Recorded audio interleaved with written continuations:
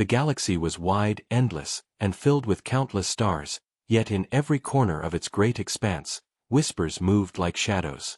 They were not written in official records, nor spoken loudly in the halls of power. They were carried in hushed voices, in secret meetings, in dim-lit taverns across alien worlds. Children heard them as warnings before sleep. Soldiers muttered them before war. Traders spoke them in fear when they passed near human space. The words were always the same, passed from one generation to the next, the day the Deathworlders snapped.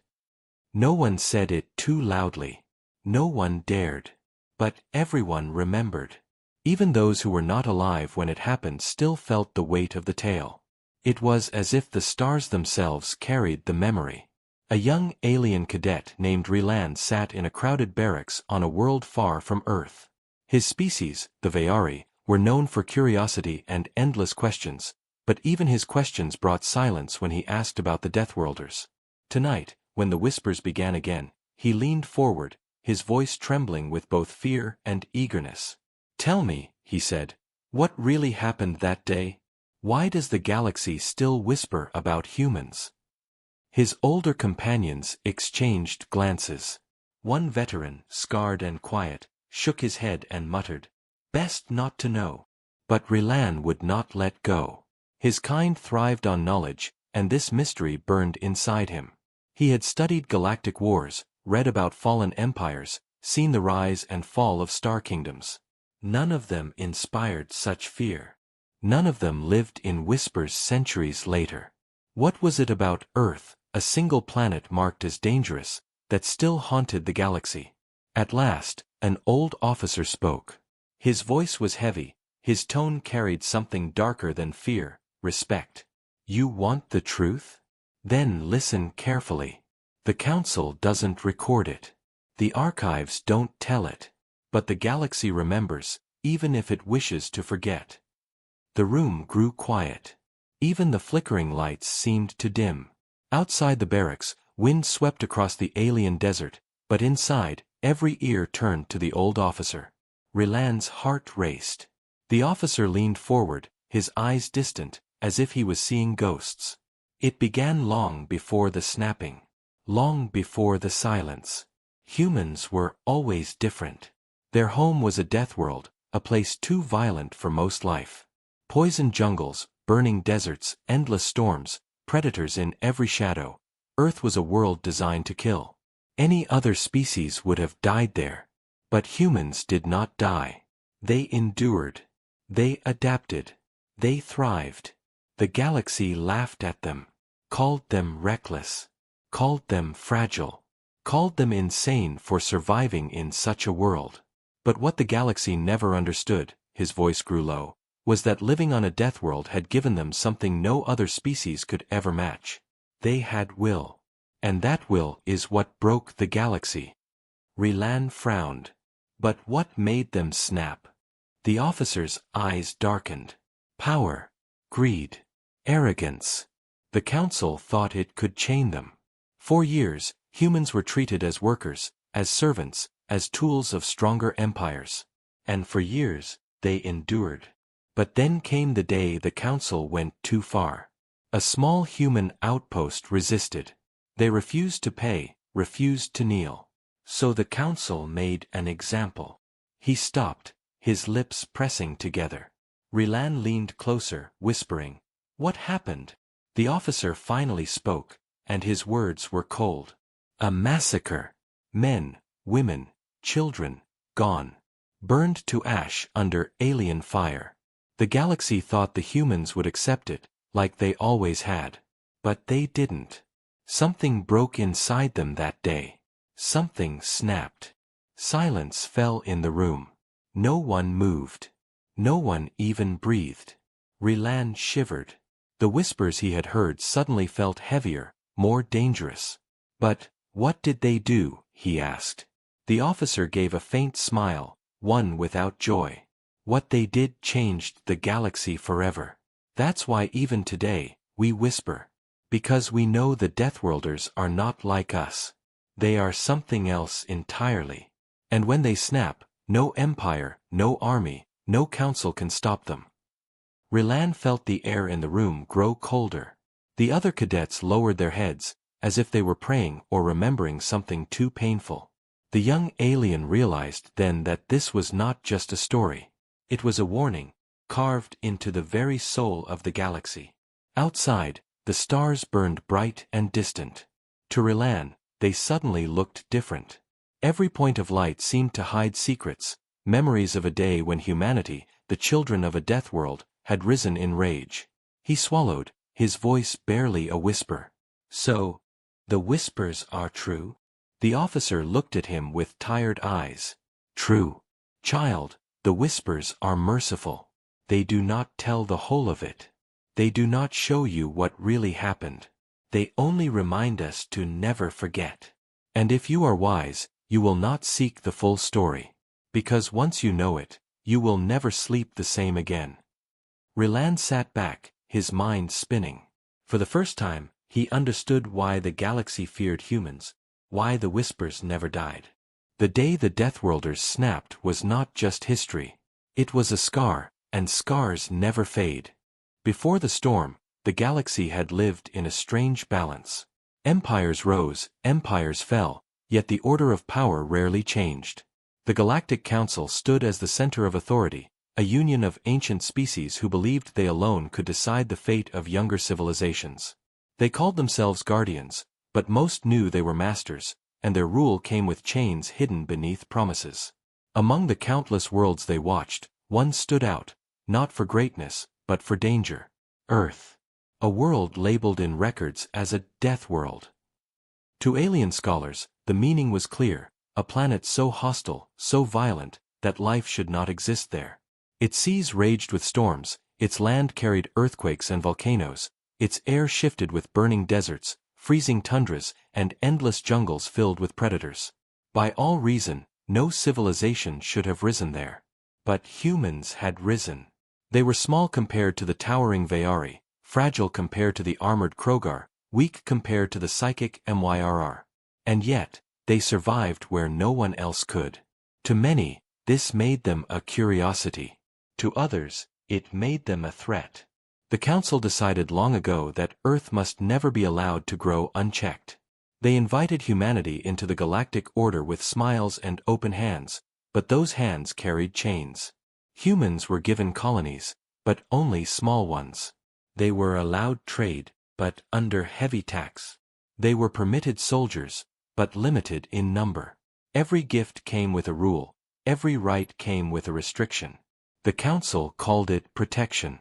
Humanity called it survival. For years, they played along. They sent ambassadors to alien worlds, they obeyed the laws, they swallowed the insults. Still, everywhere they went, they were reminded of their label. Deathworlders. It was not spoken with respect. It was spoken as an insult, as if to say, dangerous, reckless, unstable. Yet the truth was darker. The galaxy did not call them Deathworlders only because of their home.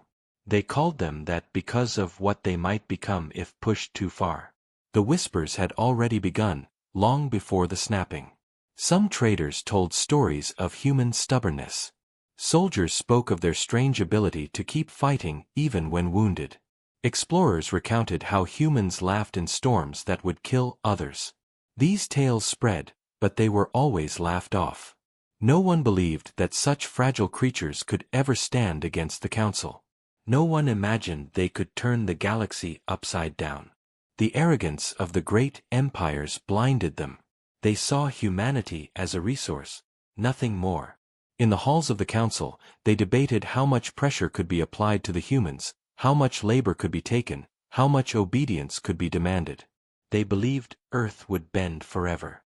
They never realized that something was slowly building, hidden beneath humanity's calm face. It was not weapons or fleets, not even politics. It was something deeper, resentment, anger, pride. The galaxy did not understand what it meant to be a Deathworlder. They thought it was about surviving predators or storms. But it was more than that. It was about enduring pain and carrying scars. It was about being cornered again and again yet still finding the strength to rise. This truth was invisible to the Council until it was too late. On quiet nights, human captains whispered of unfair treaties. Colonists grumbled about the impossible taxes. Farmers cursed the shortages caused by alien tariffs. But these voices were small, scattered, and the council ignored them. After all, humans had no power. Or so they thought. The storm gathered slowly, like clouds in a dark sky. No one noticed at first. The council continued its endless politics. Alien fleets patrolled the stars with confidence. Empires feasted on tribute. And Earth remained patient, waiting, enduring, silent. But silence is dangerous when it hides a storm. A few alien leaders sensed the unease. Reports spoke of human ships training harder than before, of soldiers drilling longer, of scientists building machines in hidden labs. Warnings were raised in the council, but they were silenced. Humans are fragile, they said. They could never fight us. The laughter of the powerful drowned out the caution of the wise. Relan, the young cadet, listened in awe as the old officer spoke of those days. He tried to imagine humans living under such weight, always told they were less, always reminded they were weak. But why did they accept it for so long? Relan asked. The officer's face hardened. Because that is what Deathworlders do. They endure until they cannot endure anymore. And when that moment comes, the galaxy will wish it had never tested them. Relan shivered. He thought of storms on his own world, storms that gave warning before they struck. But the storm of the Deathworlders had no warning. It was patient, silent, invisible, until the day it broke. The officer leaned back, his voice grim. Remember this, cadet. Before the storm, there is always calm. That calm is what fooled the council. They mistook silence for weakness. They thought patience was submission. They did not know they were feeding a fire that would one day burn them all. The barracks fell silent again. The cadets exchanged uneasy looks. Relan felt the weight of the story pressing on his chest. He could almost see it, humans waiting, enduring, their eyes burning with a storm no one else could see. And he understood why the whispers never died. It was not just about what humans had done. It was about what they could do again.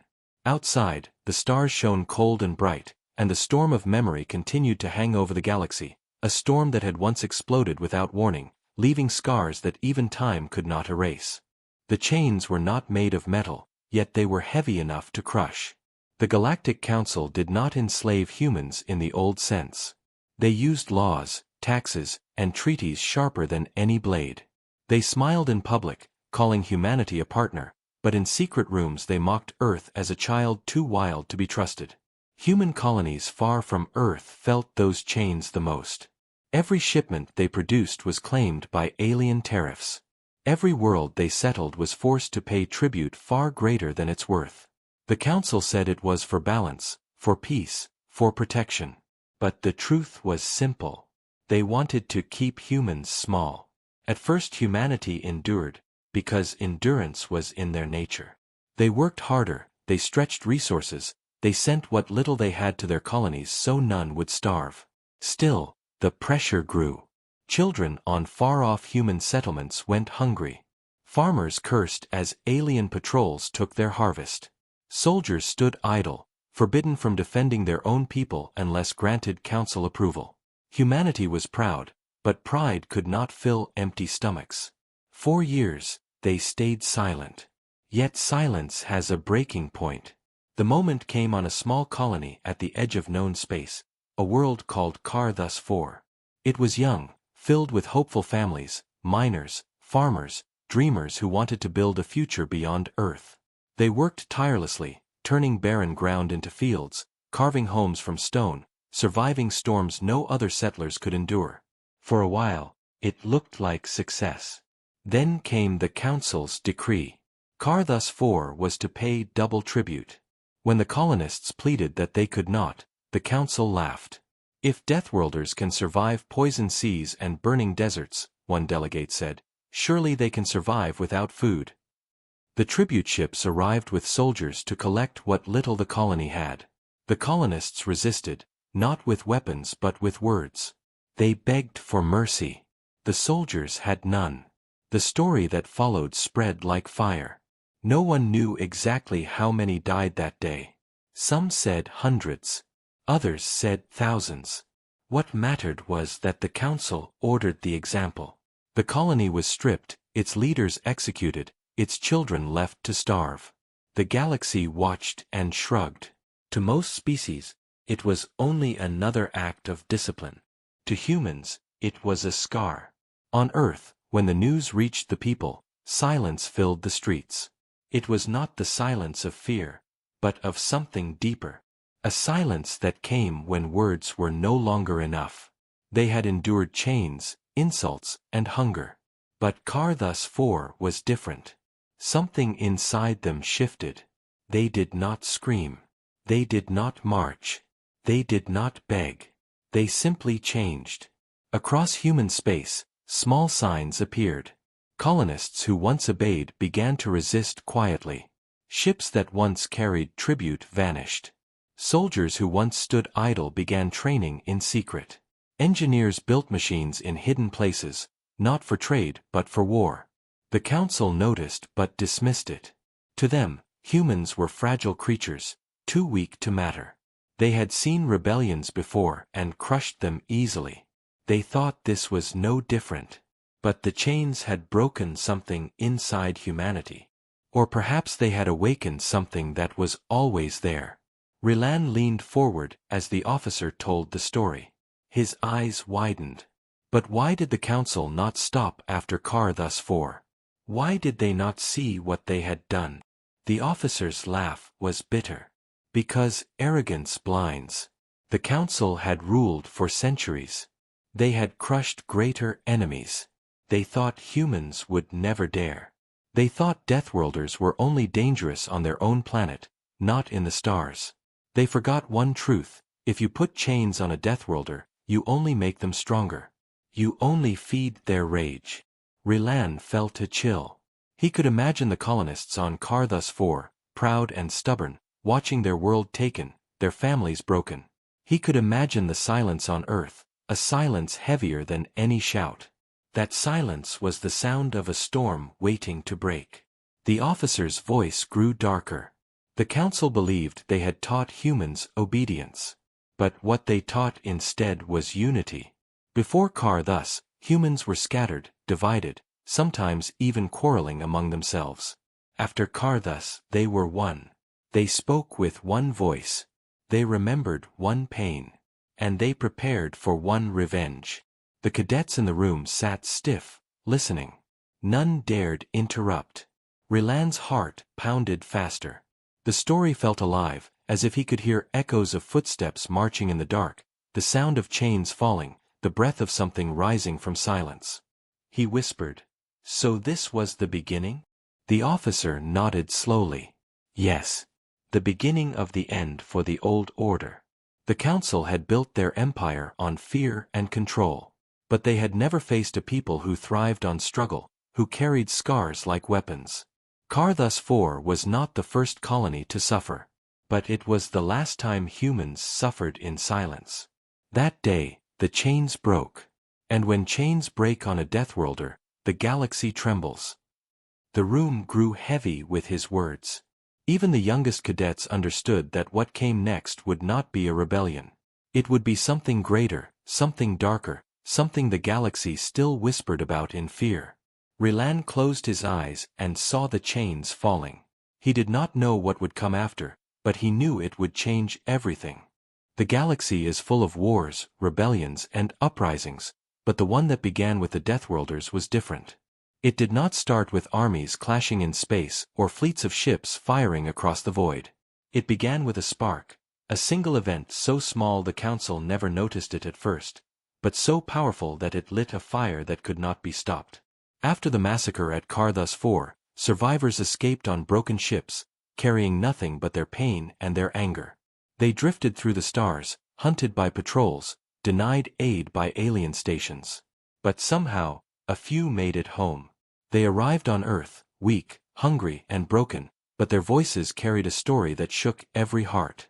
They told of soldiers who laughed as families burned, of children begging for food as alien ships took everything, of the council's decree that silenced their pleas.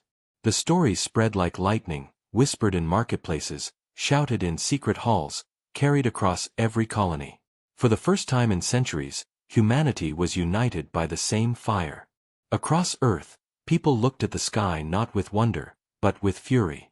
Across colonies, miners and farmers clenched their fists, soldiers sharpened their blades, engineers designed machines with new purpose. Thus 4 had been the chain, but the survivors were the spark. Relan listened in silence, his eyes wide as the officer's voice grew heavy with memory. "You must understand," the officer said. "The council believed they had crushed resistance. They did not see that by spilling human blood, they had written their own death sentence. For humans may endure pain, but they never forget it. And when they remember together, nothing can stop them." At first the fire burned quietly. Human ships began to move differently, no longer slow traders but swift hunters in the void. Colonists stopped sending tribute, hiding their resources deep underground. Soldiers drilled in shadows, training with an intensity the galaxy had never seen.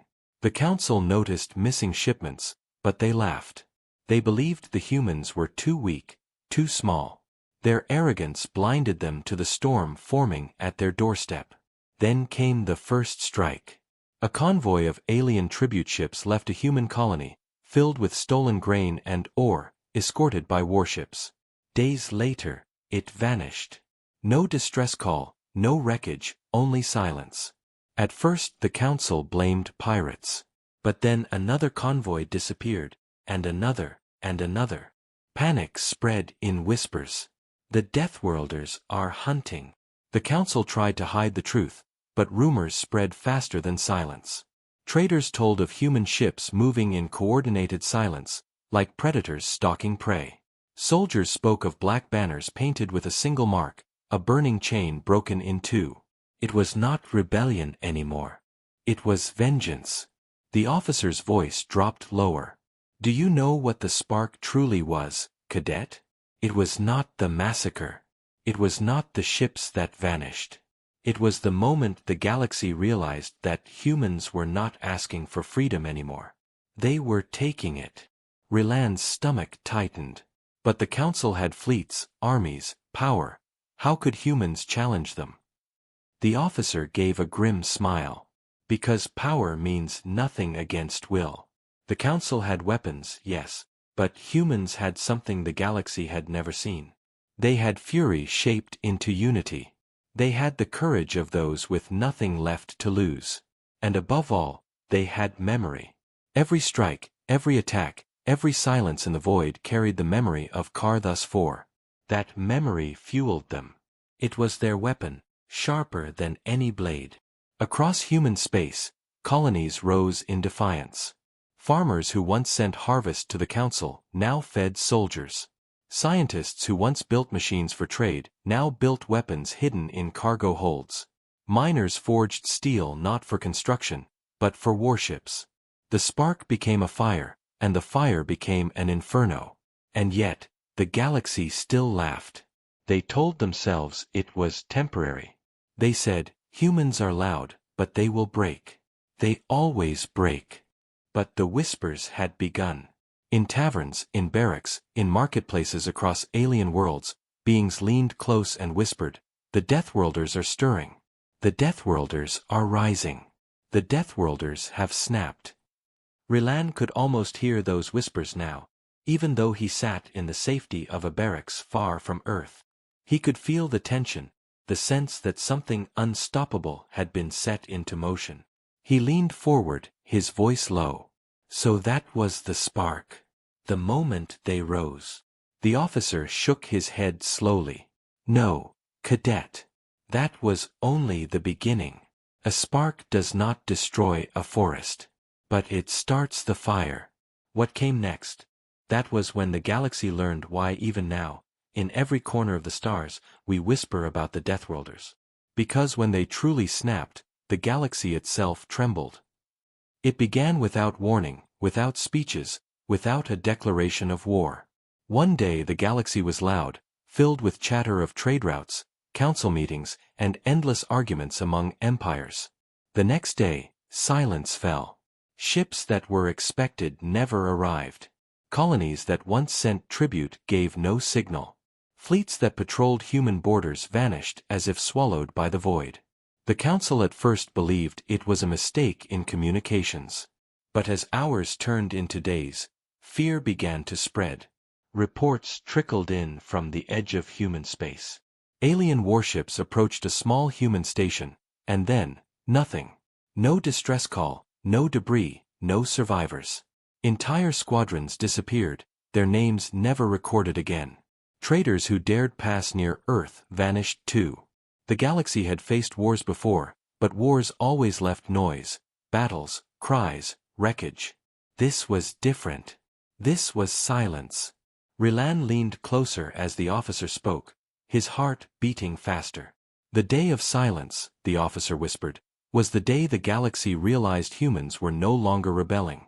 They were hunting. For weeks, fear spread. The council demanded answers, but no one had them. Alien fleets searched the void, but all they found were shadows. Human ships moved unseen, striking like predators in the dark. They attacked swiftly, left no trace, and disappeared again. Some said they had built new technology, cloaks that hid them from sensors. Others said they had allied with darker forces, using weapons no one could understand. But the truth was more terrifying. It was not their weapons that brought silence. It was their will. They fought not to conquer, but to erase. And each time they struck, the galaxy trembled. Relan's eyes widened. But what did they want? Why such silence? The officer's gaze grew distant. They wanted the council to feel what Kar thus far felt. To know what it was like to wait in fear, powerless, never knowing when the next strike would come. The silence was not an accident, Cadet. It was their message. Alien leaders panicked. Some begged the council to negotiate. Others demanded full-scale war. But when fleets of thousands marched into human space, only silence returned. Days passed. Then weeks. No survivors, no signals, only empty space where mighty fleets had once been. The galaxy began to whisper, louder this time, almost trembling. The Deathworlders have snapped. In the streets of alien cities, mothers pulled their children close when the word human was spoken.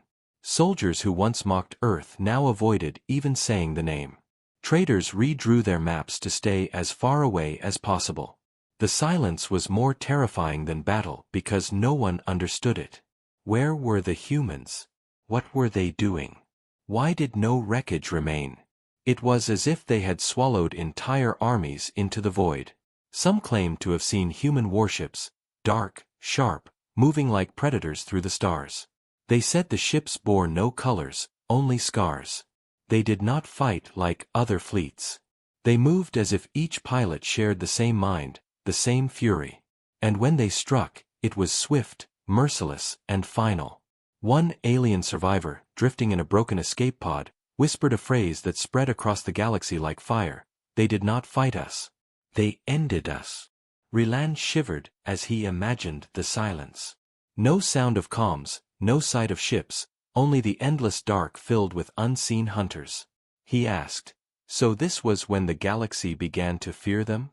The officer nodded slowly. Yes. Before the snapping, humans were seen as fragile. After the silence, they were seen as something else. Something no one dared name. They had become the storm in the dark. Council halls grew desperate. Leaders shouted, empires accused one another, fleets were moved closer to their homeworlds. But none of it mattered. The silence spread. Systems near human space emptied, their populations fleeing in terror. No one waited for orders anymore. They all knew the Deathworlders were out there, watching, waiting.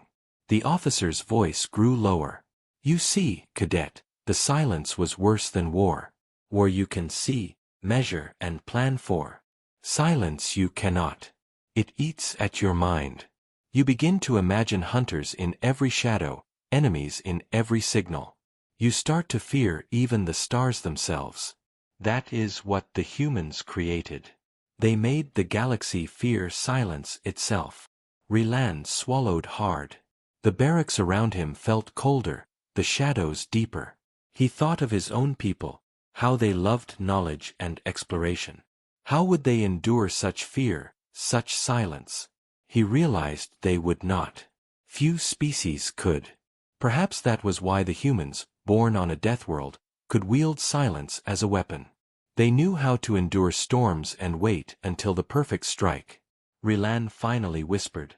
So the silence was their warning? The officer leaned forward, his scarred face grim. No. The silence was only the beginning. A storm always starts quiet, but then comes the thunder. And when the Deathworlders snapped, the thunder shook the galaxy itself. The day finally came when the whispers turned into screams, when the silence broke with fire, and the galaxy understood what it meant for Deathworlders to truly snap. For months the humans had moved in shadows, striking quietly, erasing fleets, making entire sectors vanish into nothingness. But then, as if some hidden signal had been given, they stopped hiding. They came like a storm unleashed. Across the void, black warships emerged from hyperspace, not scattered but united, moving with precision no alien fleet had ever shown. They bore no banners of empire, no symbols of pride, only scars carved into their hulls and a single message broadcast in cold, steady tones. We remember Kar thus far. Relan's heart pounded as the officer spoke those words, his voice trembling with the weight of memory. They snapped, Cadet. And when they did, the galaxy saw the truth of Deathworlders. The first battle was at Velis Prime, a fortified world guarded by 3 alien fleets. For centuries it had stood as a symbol of council strength, a fortress no rebellion could ever break. The humans arrived in silence, then opened fire with a fury that stunned even hardened soldiers. Alien commanders expected them to fight with desperation, to burn bright and then vanish. Instead, the humans fought with terrifying patience, every maneuver calculated, every strike precise. They did not fight like prey. They fought like predators who had waited too long and now refused to stop. Within hours the fleets that once guarded Velis Prime were gone, reduced to wreckage drifting in the void. Survivors told stories of human ships ramming through enemy lines, of soldiers fighting hand-to-hand even in the vacuum of space, of commanders who gave their lives not to win but to make sure no alien ship escaped alive. Word spread fast. The whispers grew louder. The Deathworlders have snapped. Panic spread through alien capitals. Council leaders demanded explanations, demanded solutions, but none came. Every fleet they sent was broken. Every army they unleashed was swallowed. And always the humans left one message carved into ruins, painted on broken ships, whispered on open channels: never again. Relan trembled. But what was it that made them unstoppable? Was it their weapons? The officer shook his head slowly. No, it was them. Their weapons were not stronger. Their ships were not larger. Their armies were not greater. What made them unstoppable was their will. They fought not for conquest, not for territory, not for wealth. They fought with the fury of a people who had endured chains too long and scars too deep. They fought for every child of Kar thus, for every insult, for every chain that had ever bound them. And no power in the galaxy could stand against that kind of will. At battle after battle, the story was the same. Human soldiers fought long after they should have fallen. Their warships burned but still pressed forward. Their colonies, once weak and starving, became strongholds of resistance, each one willing to fall into ash rather than kneel again. Alien generals could not understand it.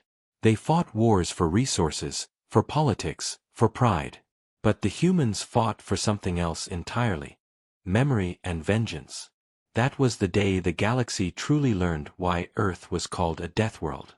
Not because of the predators that stalked its jungles, not because of the storms that raged across its seas, but because its children had inherited that same relentless spirit. They were the predators now, and the galaxy was their hunting ground.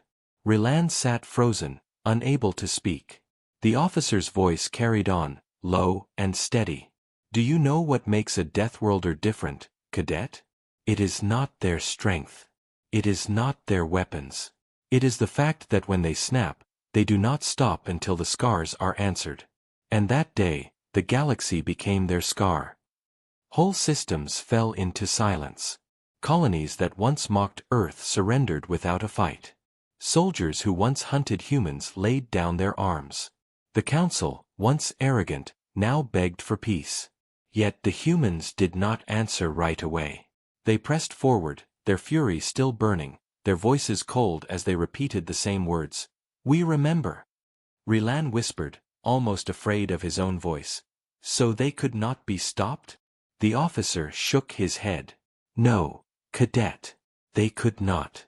Because you cannot stop a storm once it has broken." And the Deathworlders were no longer men or women in those days. They were the storm itself. The barracks fell silent as the weight of his words settled on every heart. Relan felt his throat tighten, his chest heavy.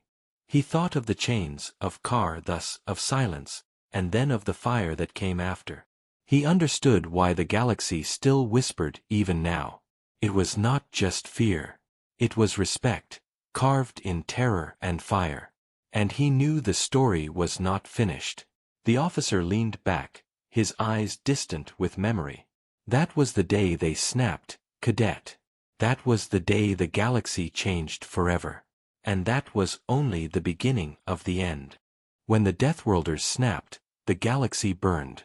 Fleets shattered, colonies fell, and once proud empires trembled at the sound of silence followed by fire.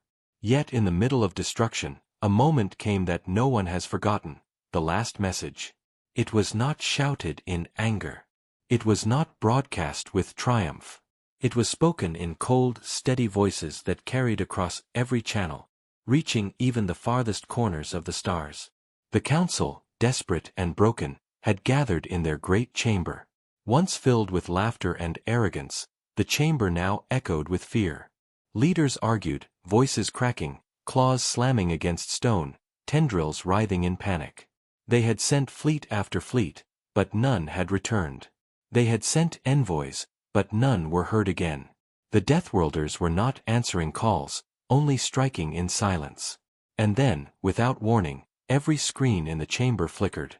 Every signal across the galaxy went dark for a moment, replaced by a single image. A human stood in shadow, face scarred, eyes burning with the weight of fury and pain. Behind him was not a flag or a throne, but the broken chain of Kar thus far. His voice was calm, steady, unshaken. "We are the children of a death world. You thought you could chain us, starve us, break us. You thought we would bow. But we remember. We remember Kar thus. We remember every chain. We remember every silence. And now you will remember us." Across the galaxy, species froze. Farmers dropped their tools. Soldiers stood still. Traders held their breath. The human's voice carried on, soft but unstoppable. "We do not fight for conquest.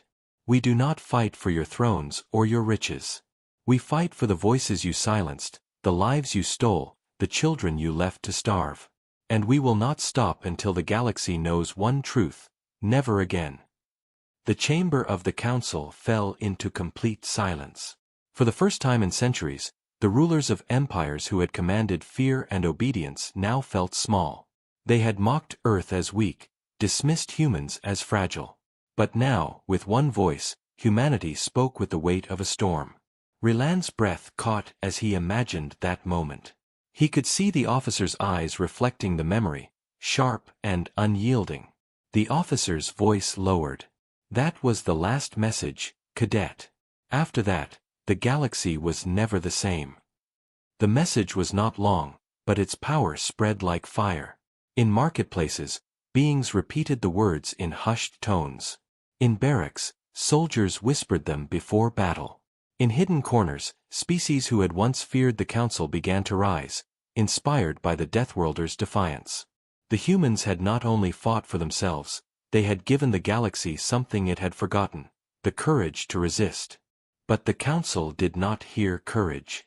They only heard doom. In their desperation, they begged for peace. They sent envoys with trembling hands, offering treaties, offering freedom. And for the first time, the humans answered. Their reply was simple: "You are too late."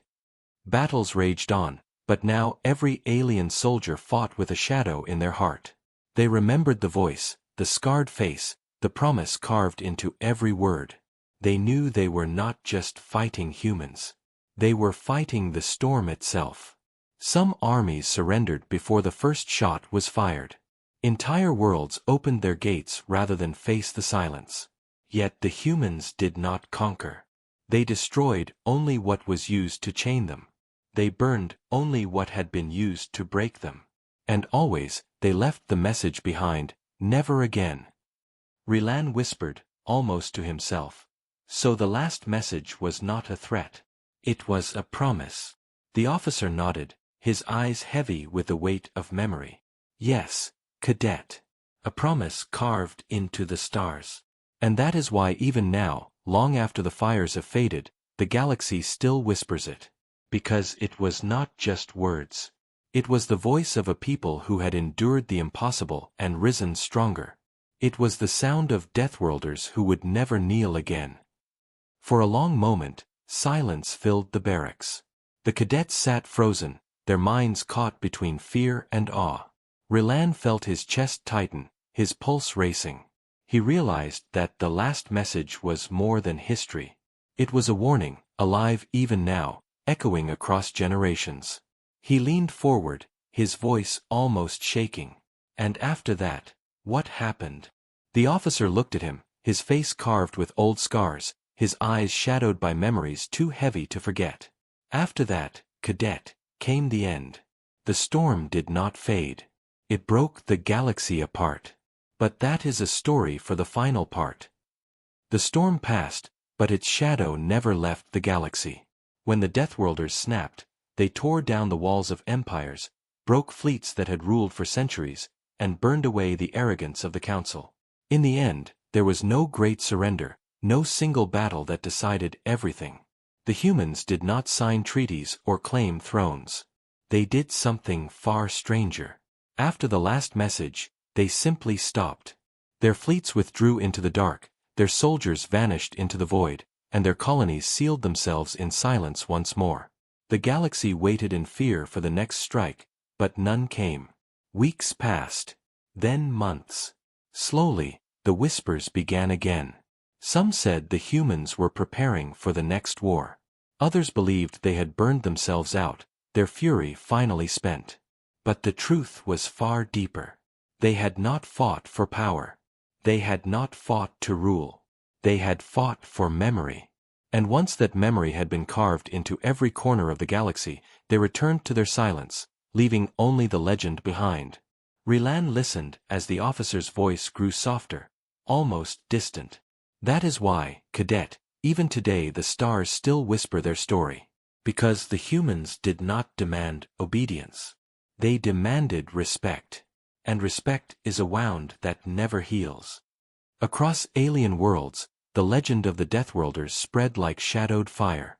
In taverns, storytellers spoke of fleets vanishing into the dark. In marketplaces, children played games pretending to be human soldiers. In barracks, young recruits like Relan heard the whispers and felt both fear and awe. The Deathworlders had become more than people. They had become a myth, a force that could not be chained. The Council never recovered. Its power was broken, its arrogance shattered. New empires rose, new alliances formed, but always in the back of every leader's mind lingered the same question: what if the Deathworlders return? Relan felt a chill as he imagined it. He had grown up with stories of wars and rebellions, but none carried the same weight as this. The humans were not remembered for victory alone. They were remembered for the silence before the storm, for the fury that burned without end, for the last message that echoed still. Never again. The officer's scarred face grew heavy with memory. Do you understand now, cadet? This is why even centuries later, we do not speak of them loudly. We whisper. Because speaking too loud feels like calling them back. And no one dares test whether they are listening. Relan nodded slowly, his throat dry. He understood now why his people still carried fear in their eyes when they spoke of Earth. It was not the planet's jungles or storms they feared. It was the spirit of its children. They were Deathworlders, and that word alone carried more weight than armies. The officer leaned back, his voice like a closing door. The legend that remains is not one of conquest. It is one of warning. Push too far, break too many chains, and even the quietest people may rise as Deathworlders did. That is the truth we all live with. That is why the galaxy still whispers. The barracks fell silent. None of the cadets spoke. They sat with wide eyes, their hearts heavy with a mix of dread and respect. Relan felt his chest tighten as he thought of the officer's words. He realized this was not just history. It was a lesson, carved in fire and silence. He imagined the humans waiting still, hidden in their worlds, watching the stars. Perhaps they were rebuilding. Perhaps they were teaching their children to remember. And perhaps one day, if the galaxy forgot the chains and the screams of Karthus IV, they would snap again. Relan whispered the words to himself, a promise and a warning both. Never again. The officer heard him and gave a small nod, the faintest hint of approval in his scarred eyes. Then he stood, leaving the cadets in silence, the weight of the legend pressing down on every heart. Outside the barracks, the stars shone bright and cold. Somewhere among them lay Earth, hidden, silent, waiting. And in every corner of the galaxy, no matter the species, no matter the world, the same whisper passed from one to another. Do not forget the Deathworlders. Do not forget the day they snapped.